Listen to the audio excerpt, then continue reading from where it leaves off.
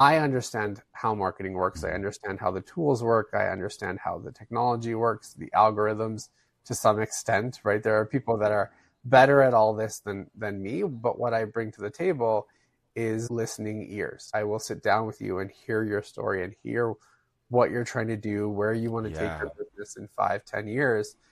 And then I can turn to experts in social media, paid advertising, website, all those different components of marketing.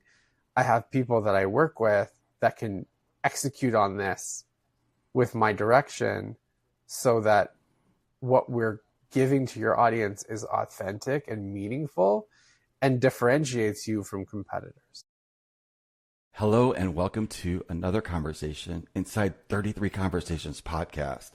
I'm your host, Michael Abney. Thanks for stopping by today and checking in because we're founders. We're having conversations about building meaningful things in the world and what that takes from us as being human beings and having the worlds be on fire at the same time. It brings a lot of interesting conversations to the fore here. And today is absolutely no exception. I'm really honored to have Adil on the program today.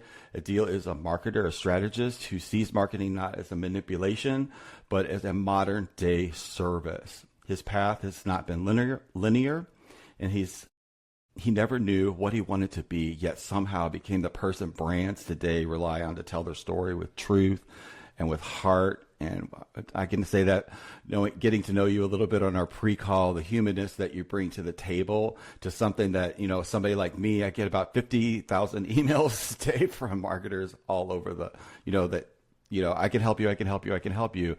And it all becomes sanitized. But when we were talking, your take on it and the human side of it really inspired me to have you on the show today and talk about this particular aspect. So thank you for being here and welcome to the show.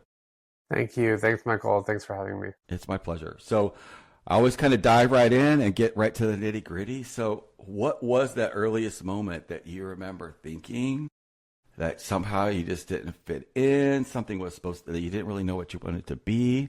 Just give me a little shift or a little story, your heartfelt story about how that happened. Sure.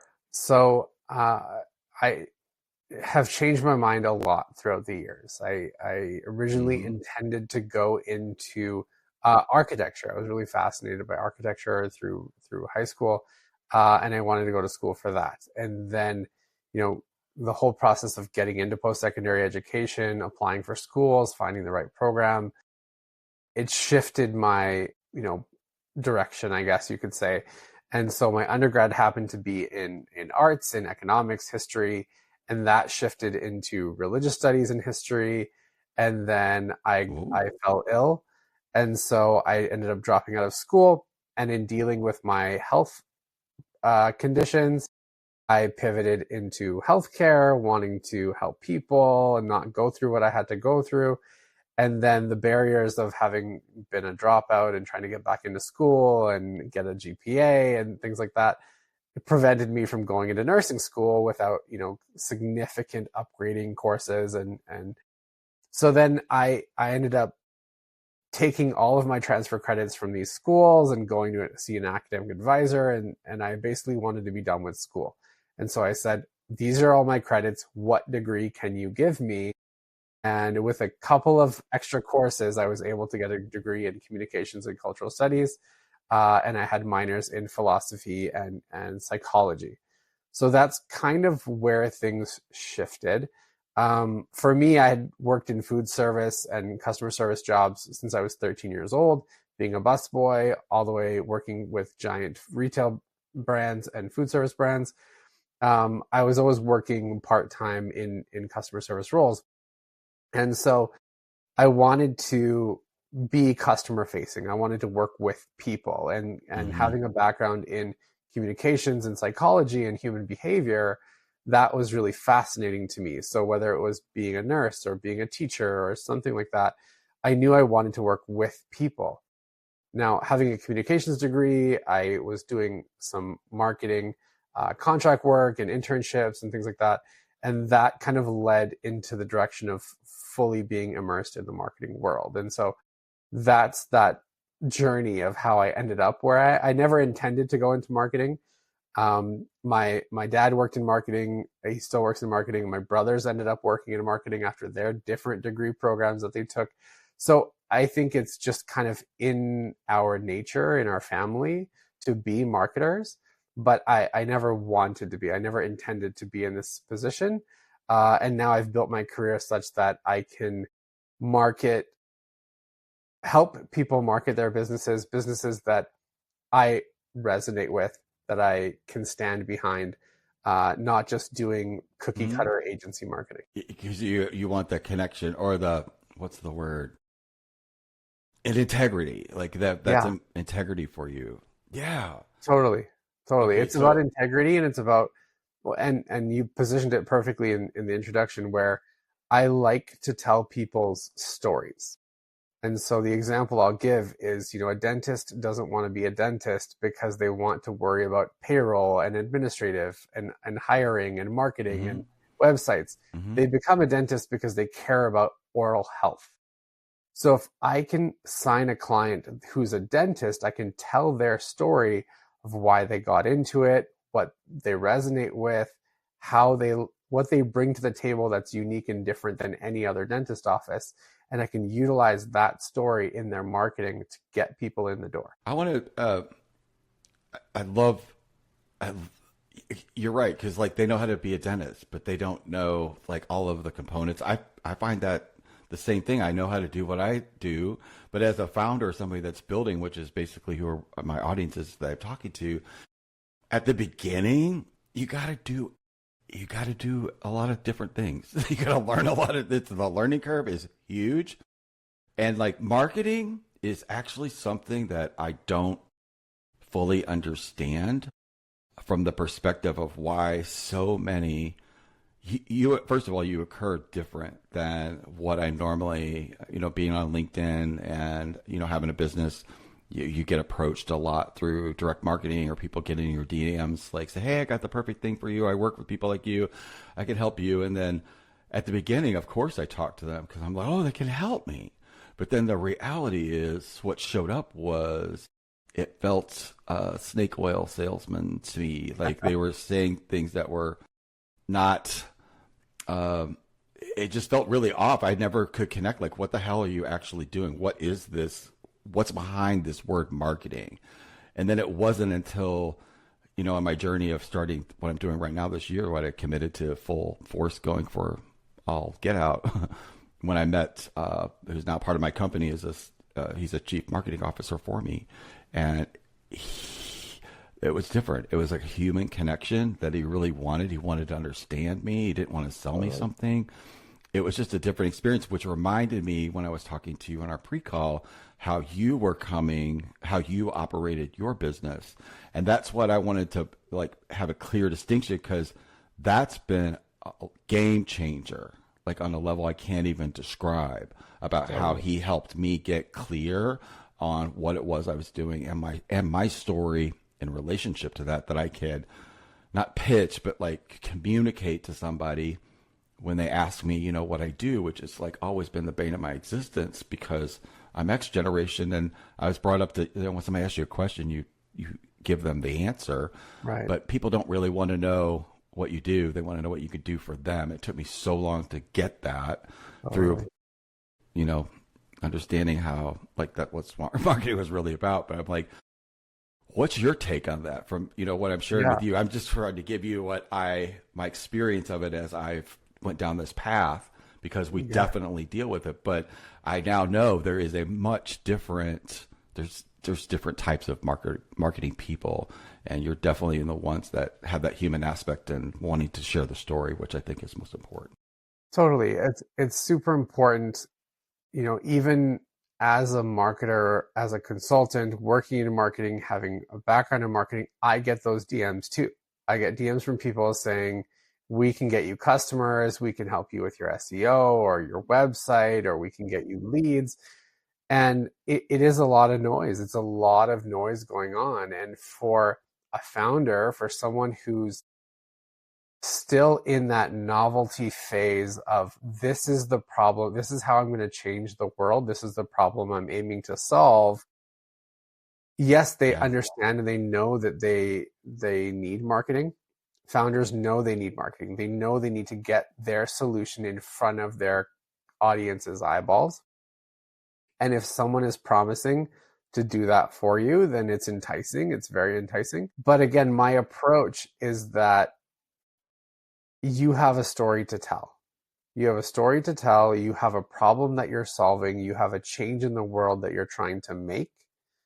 I understand how marketing works. I understand how the tools work. I understand how the technology works, the algorithms to some extent, right? There are people that are better at all this than me, but what I bring to the table is listening ears, right? I will sit down with you and hear your story and hear what you're trying to do, where you want to take Yeah. your business in 5, 10 years.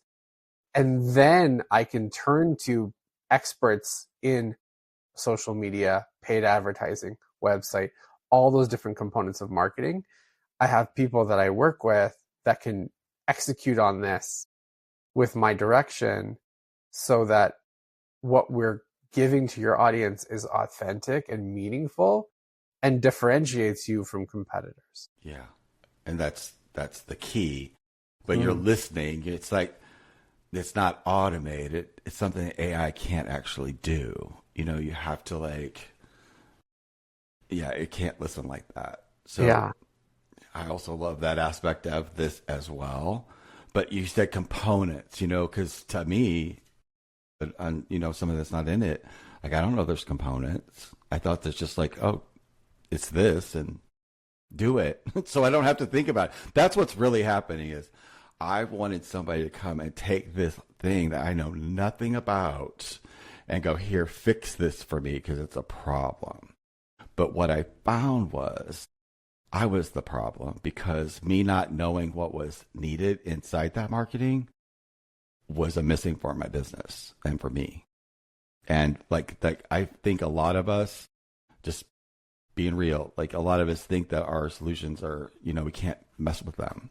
And they're, for me, a lot of it's downloaded to me. I sense it and I see it. I see how it could work. But it took me a long time to figure out that that's just the first step. And allowing that to change once that hits a market so that I'm not standing here with this thing that I know that works, but in reality it doesn't make any difference if they're not experiencing it. So that right there, a lot of people don't have those types of conversations. So that's what I had with Jeremy, and like that's what you seem to be your take on it as well. So I've been doing this for a couple of years now, and I've run into very few people that talk like you do or have that perspective. So how did you get that? Like, how did that just happen? Like, there has So, to be something that caused this to be in the world the way that you're yeah, delivering it. yeah, absolutely. And so, I can tell you kind of a personal story, right? So it was COVID, pandemic time, and where I live in Calgary, Alberta, we saw a lot, and this is the case everywhere. We saw lots of local small businesses shut down, right? Whether there were restrictions, whether they couldn't keep up, um, they were losing business because people weren't showing up at their door. This is when the marketing world kind of shifted. This is just before AI really took off. Digital marketing was a lot simpler. Um, and so with seeing these small businesses shut their doors, and my in-laws are small business owners here. They've run a medical supply store for almost 25 years in Calgary. And from they rely on walk-in business. They rely on people coming from the hospital, stopping by, picking up the supplies they need, and going home.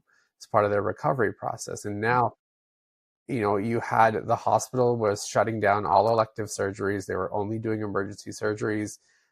People were prevented, especially medically fragile people, were prevented from going out in public in fear for their lives of getting infected or what have you. So I saw their business as one that could really use digital marketing. And I had come from that agency space where we were building websites for people and doing stuff. So I volunteered myself to go and help my in-laws. And so we built them an online store, and we started shipping things across the country for people, because simply just by getting their products out there in front of people, we were able to help people in a time of great uncertainty.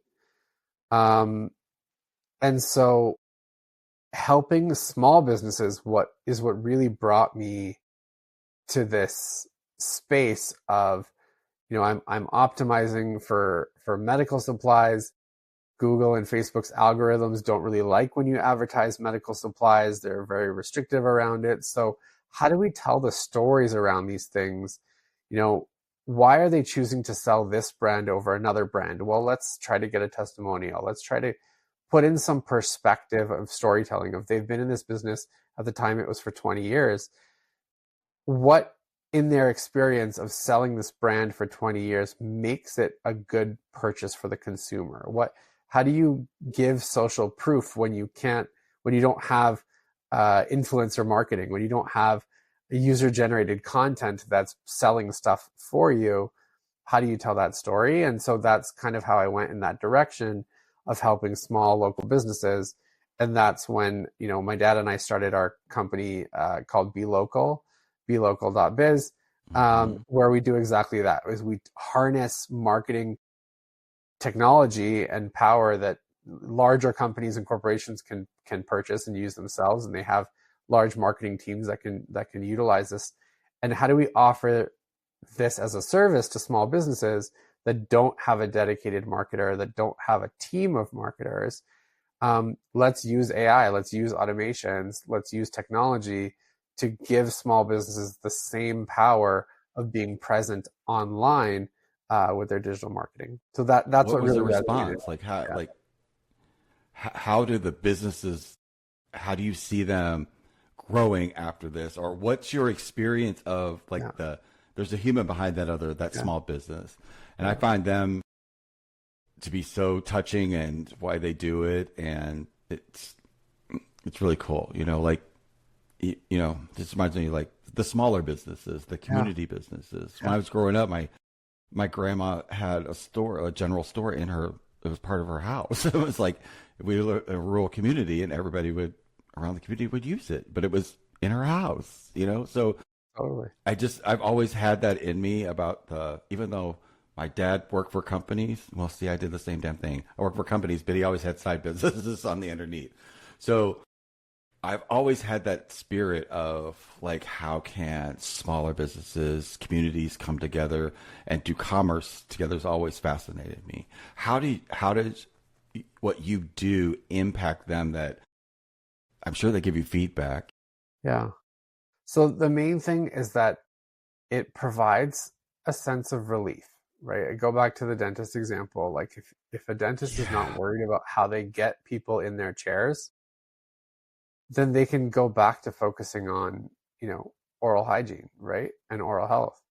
They're not scared or worried, especially if you've sunk your life savings into this business, right? Or your family depends on the income of this business. Yeah. Then that's going to keep you up at night. If you can't sell, if you can't get people in your chair or to come in to walk into your business, you're going to lose sleep, you're going to lose money over it. And so the major thing that it does is it provides a sense of relief to these clients of ours, where there's one less thing that they have to worry about, right? In terms of managing a website or managing social media or all of the components, like we mentioned, that come with marketing. If that's off the table, then there's a sense of relief immediately. And then if we're doing our job effectively, then we're getting them customers in the door. And if we're getting them customers in the door, then their money goes up, and then they're happy and they're good. They're back to doing the business that they love to do, and not having to worry about traffic or all of the complexities with the online space or the AI space that's affecting businesses nowadays. It sure is. It's the relief. It allows them to focus on what they love, which makes everything work better. Absolutely. And Yeah. But it's so easy to get trapped in the uh, saving pennies to lose dollars kind of a scenario. Like they don't see sometimes it's hard when you're in fear or in that panic mode that your Yeah. family's on the line or your lifeline's on the line. So I can see that being the actual service versus how it is a transaction for a lot of folks. That's actually I answered one of the questions I was going to ask you. It's like when did you know that what you were doing really was a service? I know it sounds like a weird question, but like Yeah. It's there's doing stuff for money and then there's doing it because you know there's in service of something. I don't think, I'm just asserting here, I don't think that that's a thing out there that people think of marketing as a service. Like being of yeah. service, not, you know what I It mean? Yeah. yeah, it's I mean, most people see marketing as either a necessity, like it's we have to have it. That's how the only way we can function as a business. And other Hmm. people, I would I would gamble to say most people see marketing as it's fluff and it won't contribute to the bottom line necessarily. Bottom line. And it's I hear always that a the lot. first thing to get cut, right? Budget Yeah. wise, time wise, it's always, especially with small businesses where your finances are tighter, your wallet's tighter. It's the first thing to get cut because it's expensive to do because it's so complex, right? And so again, if we can Yeah. It's hard offer to see something, like where that turns back yeah, into dollars for them, yeah, even though there's that's so really many really gaps. what it is. Yeah, there's so many gaps in attribution where you don't know, okay, just because I got a million likes on my post on Instagram, that doesn't mean I have a million customers spending money with me, right? And Yeah. so it's complicated and you can fall into all the traps. Like really, really good marketing looks effortless. And so as a CEO or as a founder, you see your competition doing stuff and you're like, that's easy. I can just hire someone out of Hmm. school to do this. And it doesn't work that way. And at the same time, just because you're putting tons of money and energy and people behind your marketing, it doesn't mean you're going to get dollars at the end of the day, right? Viral videos don't necessarily make companies a lot of money unless you have something to capture their attention. You have to have a CTA, you have to be able to sell them something quickly and effectively to capitalize off the popularity or the virality of whatever video you put out there. And if you don't have any of that set up, then you've made a viral video for nothing almost, right? And so yeah, Yeah. it can be a double-edged Most sword. people don't think about that. Yeah, yeah, Most people don't think about that. But it's true. That does not mean that at all. absolutely. You have to have Wow. all of your pathways set up so that everything you do in marketing leads to someone actually giving you money for a product or service. Yeah. But not manipulative. It's because Yeah, it's connected to they have to see themselves in whatever that is, or that has to provide you're really showcasing value, but it has to be valuable for that person, or it's not going what's totally. valuable And for me so, is not valuable for somebody else.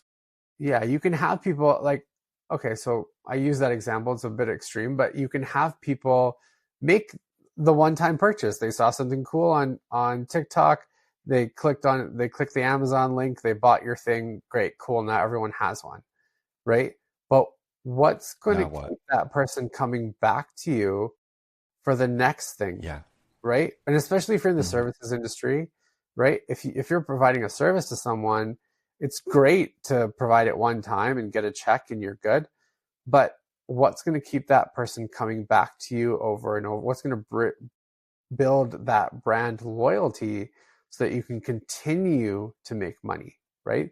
That's why you have all these businesses that are like one hit wonders, or you have like Kickstarters that don't really turn into companies. They That don't just kick. sell one product one time and then they're done, right? So yeah, you Yeah.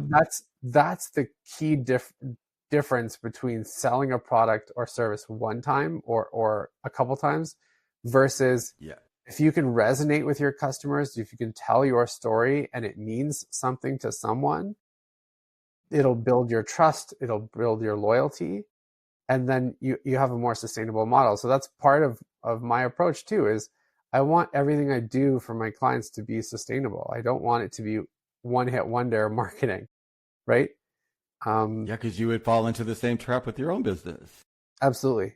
Absolutely. You're doing the same thing. Like, so Yeah. I think that's this is it's a mindset shift, especially for me listening to it, because I can see how if somebody wanted a marketing person to fix something, that could really put you in hot water if you weren't really clear about what it was that you offered and the reality of it. Because like that's the genesis of people being upset, is that they have a idea that gets thwarted, and a lot of people have that idea. It's like, here, take this and fix it, which is really the underpinning of what you do want, but they also have to understand the bigger picture and the long haul about it. Because building a physical business is one thing, but building a online business is different. I think that there's some point in the future where it's gonna melt, and it's both.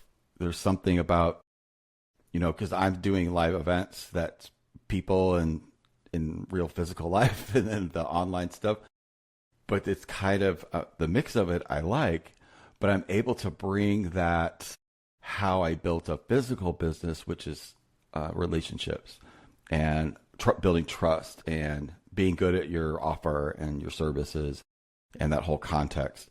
That's how I built my hair business back in the day. It was that, and it's just word of mouth. And there was no internet, or there was internet, but not actually there wasn't internet when I first started. It was all word of mouth. Totally. But you do one thing right, everybody.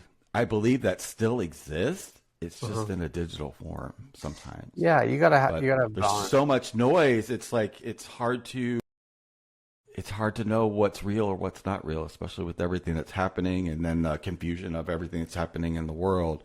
So Absolutely. what you said earlier about finding that truth point to pull people through and show them what the signal is extremely valuable. Yeah. What's the one trap people should really be avoid Gosh. from your perspective? This is going to be a Or a controversial trap? answer. I would say AI. Good. Right now, Okay. AI is the trap. It's the trap because it's so easy to get sucked into using it. It's really difficult to use it well and in a meaningful way. Hmm. You look at people are shifting towards using AI for everything, and that's taking away from making genuine human connection or being real. And personally, I think that bubble is gonna pop. Um, maybe not soon, but I think the bubble is gonna pop, and people are gonna not necessarily be afraid of AI, but people are gonna just avoid it entirely because something is missing in their lives, and that thing that's going to be missing is that human connection. Um, so there are ways to use AI things in a smart way to build your business or to do marketing or whatever. But I think right now it's very easy to get sucked in and use ChatGPT to take a picture of your fridge and ask it what you want to make for dinner tonight, or that sort of thing. Like the overuse of it, um, for almost no reason. And then there's the environmental impact, right? These data centers and the water usage for cooling these systems and things like that. Like there's stuff that it's also brand new. We don't know the impact that it's going to have. We don't know the psychological human impact it's going to have long term, right? We already know that people are going into AI psychosis, as it's called, right? Where they're becoming emotionally dependent on AI. So I think it's just something to look out for. So if I had to put a warning signal out there, if I had to say something, I would say look out for getting trapped in the AI world right now. Yeah. And you can almost feel that that people that the psychosis has happened, but it's the desire for the connection, and I could see how it can do that on certain. I've just been fortunate enough to be able to work with it for a couple of years. So at the beginning, there was points of it that I kind of, especially with Claude, has a very specific way of talking to you that's very human like, and you just have to pay attention. And a lot of like what I do is considered, I have to be careful about how I say things because it literally thinks I'm delusional or I need to go get help or something, because I have to be really careful about how I talk about energy, because it's literal. Yeah. And I just, yeah, there's so many different pieces and so many different things that are happening that all affect us as a human being. And I think it's just, it's great to talk about the subject.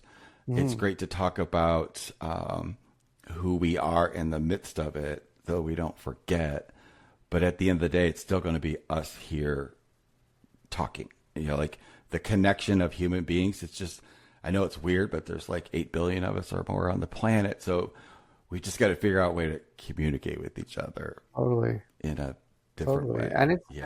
And no one's going to be perfect at it. It's a progress. It's a journey, Mm-mm. right? Everyone's gonna figure out. We're gonna figure out how to navigate the digital world and find balance between the human world and the digital world eventually. Like it's gonna take time, but you're in that human business, right? So you get it Yeah. more so than a lot of people. But I think we can do better. We can do better. It's just gonna take time. When you're at the beginning and all those things were happening, you were this and that, and I assert you kind of are an architect too. You're just architecting something different than a building, but that brain, that the way you're constructing thing, I can see that you're designing, and Totally, using the tools that you have to work with. It just may not be one of those tables. It's totally, life, and totally. it, yeah. So all of that. Did you ever think that, do you, like all of those little pieces? I bet you still use parts of them, right? Like it was not for naught. Yeah, I mean, Have you ever thought about that? the marketing world is like it's so pervasive in the rest of the world. Like everything that we interact with as human beings at some point has come across a marketer's desk because everything is done with maybe I want to say intention, but some things are unintentional or some things are not as thought through as they should be, right? And so I would flip it and I would say that I use components of all of these things that I've dealt with in the past and all of these different career trajectories that I tried to place myself on. But the other way around, I would say that I've always been human centered. I've always wanted, like, whether, like I said, a teacher, a nurse, an architect, they all impact human beings in one way. The architecture that I wanted to go into was like religious architecture. So in all of those spaces, they're all very, very human centered. They're all direct to people. And what was the best thing about working at a marketing agency is being customer facing, being able to talk to customers. Is that like things behind the scenes, like building websites and doing creative and writing and email campaigns and things like that. Like I never really resonated with any of that. The thing I resonated with the most was being able to talk to business owners in different industries and learn about their business and learn about why they do what they do. That fascination, the fact I listen to true crime podcasts just to learn about what drives someone to do something like that, or I watch documentaries about people, right? That's the stuff that fascinates me. And it took me, and it's still taking me time to figure out and to realize that that's my passion is people and understanding people. Now that being said, Yeah. I'm not the best with people either. Like I'm kind of blind to cues and work. Like I'm not the best human being in the world to talk to. Like I'm not engaging. I'm not necessarily outgoing in person, in large group situations or public speaking and things like that. So it's kind of funny that like these things that I'm interested in and I'm passionate about, I'm not the best. And you don't necessarily have to be the best. You just have to try. Mm-mm. You have to just do stuff. You have to, yeah. And learn in public. I highly recommend it. Yeah, because no matter there's this Scary. it's an illusion that there's ever going to be a perfect time for anything. You just got to jump and go and hit your head if you have to, or stub your toe, or Absolutely. and do that a million times, and then you teach other people how not to do that. Like it's all part of the game. Yeah, and Absolutely. learning all the way. It's one of the things that I love most about my days now is I get to talk to other people about where they're at, what they're struggling with, what they're winning at, and life inside of the context of the world that we're living in. I think it's extraordinary. I'm going to ask you one last question. Just for somebody that may be in that space, because I know I've been in that space where I did a thing for this long, and then it was like I had a gut feeling, how come I'm supposed to be doing something else? And like, I've had that my whole life, and I beat myself up endlessly about not sticking to something because that was ingrained in me. But the reality is, I did the right thing. I followed my intuition, and every single thing was leading me to here. I even had an experience a couple of days ago where a lady returned an email, but it had been from a year ago. And had she returned that email, my life would have been totally different because she didn't. Because I thought I was going to do this one thing. Thought I was going to be a meditation teacher. Just be sent out for the rest of this till the show was over. But the reality is it didn't happen that way because nobody called back. That wasn't what I was supposed to be doing. So it led me down another path. And I just was so grateful when I got the email. Not that I got the email, but just that I got the email now, not a year ago.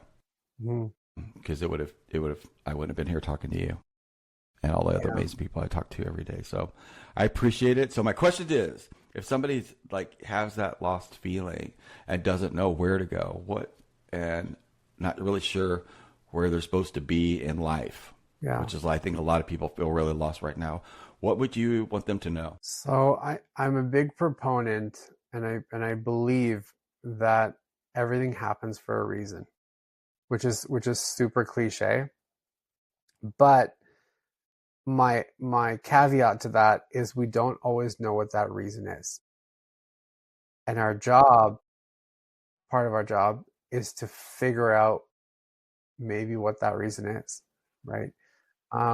The other kind of idiom that I call upon, and I butcher it every time, is that um, every like you know it's not over till it's over, right? Like um,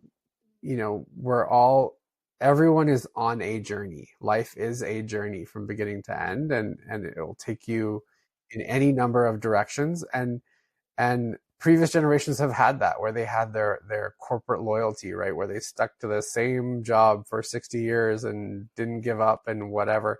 That's just not the reality anymore. Uh, even if you start your own company, even if you're a founder and you start your own business and you're passionate about this, you might get bought out one day, right? You might get bought out, things might shift, and you might Yeah.